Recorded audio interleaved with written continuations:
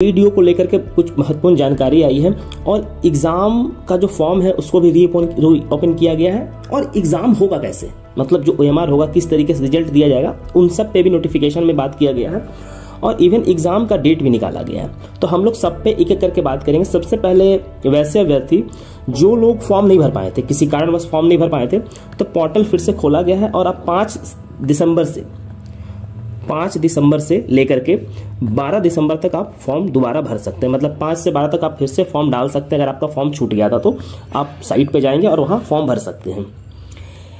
Examination date देखिए, examination 10 और 11 को होगा, फिर 12, 13 को है और फिर 15, 16 को है। अब देखिए फॉर्म करीब 10 लाख के आसपास फॉर्म गिरा था। इस कारण से इतना ज़्यादा बच्चा हो जाने के कारण से एग्जाम जो होगा 3 फेज में होगा। और जब 3 फेज में होगा तो उसमें इक्वलाइजेशन ऑफ स्कोर किया जाएगा। जैसे कि क्वेश्चन का टफनेस क्या है, मान लीजिए कि 11 और 10 वाला जो एग्जाम है, जो एक फेज में एग्जाम है, क्योंकि आपका 3 पेपर होना है, मैथ होना है, GS होना है, फिर इंग्लिश एंड हिंदी होना है। तो इन तीनों जो एग्जाम आपका होगा वो 10 और 11 को होगा। अब ये जैसे सेट करे BPSC, फिर जो अगला बच्चा होगा उसका 12, 13 को फिर ये तीनों एग्जाम होगा, फिर 15, 16 को इन तीनों एग्जाम होगा। तो अब इसमें क्या है कि किस तरीके से सेट किया जाएगा पेपर। मान लीजिए कि 10, 11 वाला जो पेपर एक फेज का पहला फेज का पेपर है वो टफ आ गया, 12, 13 वाला का जो पेपर है वो हल्का आ गया, तो फिर इसको इक्वलाइजेशन करेगा, जो भी उसका मेथड होगा उस तरीके से। सबसे महत्वपूर्ण जानकारी यह है कि आपका फॉर्म रीओपन हो गया तो भर लें। दूसरा महत्वपूर्ण जानकारी यह है कि 10 जनवरी से आपका एग्जाम है। अब 10 जनवरी से एग्जाम होने का मतलब है कि आपका जो एग्जामिनेशन जो समय आपको दिया गया एग्जाम का 10 जनवरी, तो अभी से तकरीबन आपके पास 1 मंथ है।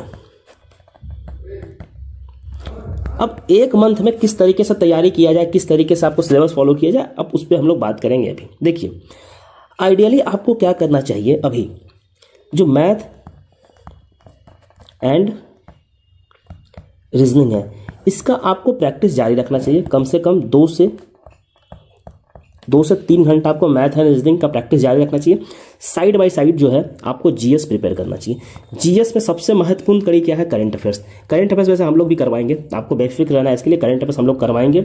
अब 1 महीना वक्त बचा है हमारा, 15 दिसंबर तक करंट अफेयर्स आप लोग का, अक्टूबर तक हम लोग कंप्लीट करवा देंगे। आप बेफिक्र रहिए उसके लिए।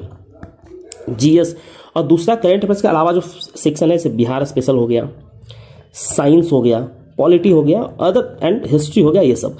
अब इसमें देखिए ये चारों एरिया जो होता है ना बहुत इंपॉर्टेंट होता है BPSC के एग्जाम में। बिहार स्पेशल, साइंस, हिस्ट्री खास करके ये 3 तो बहुत ज़्यादा इंपॉर्टेंट है करंट अफेयर्स के अलावा। तो आप इन तीनों में फोकस कीजिए। अगर आप अभी 71